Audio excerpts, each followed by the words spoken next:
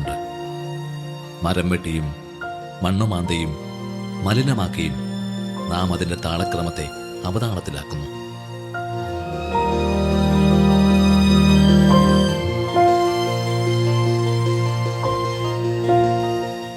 കടുക്ക, താന്നിക്ക, നെല്ലിക്ക എന്നിവയുടെ സമർത്ഥമായ സംയോഗമാണ് ത്രിഫല എന്ന ഔഷധയോഗം.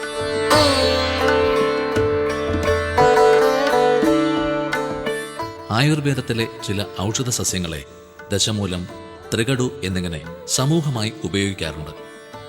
ഇങ്ങനെയുള്ള ഒരു സമൂഹമാണ് ത്രിഫല. നെല്ലിക്ക, കടുക്ക, താന്നിക്ക എന്നീ 3 കായകളെയാണ് ത്രിഫല എന്ന് പറയുന്നത്. നേത്രചികിത്സ, ത്വക്കുരോഗ ചികിത്സ തുടങ്ങിയ വിവിധ മേഖലകളിൽ ത്രിഫല ഫലപ്രദമായി ഉപയോഗിക്കപ്പെടുന്നു.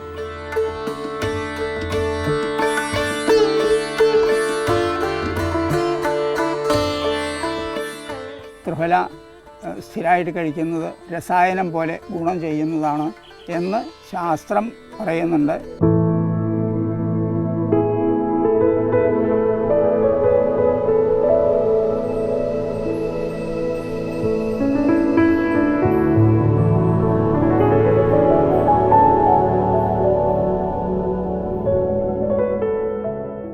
ഈ കടുക്കയും നെല്ലിക്കയും ഉപയോഗിക്കാൻ പറഞ്ഞ പോലെ രസായന ഗുണങ്ങളിലൊന്നും അത് പറഞ്ഞു കാണുന്നില്ല. മറ്റിപ്പോൾ നമ്മൾ ഉപയോഗിച്ച് വരുന്ന സമയത്ത് നമുക്ക് ത്രിഫല 3 കൂടി ഉണ്ടാകുന്നതിൽ നേത്രരോഗങ്ങളിൽ അതുപോലെ പ്രമേഹ രോഗങ്ങളിലൊക്കെ ഇത് ഉപയോഗിക്കാൻ പറയുന്നുണ്ട്.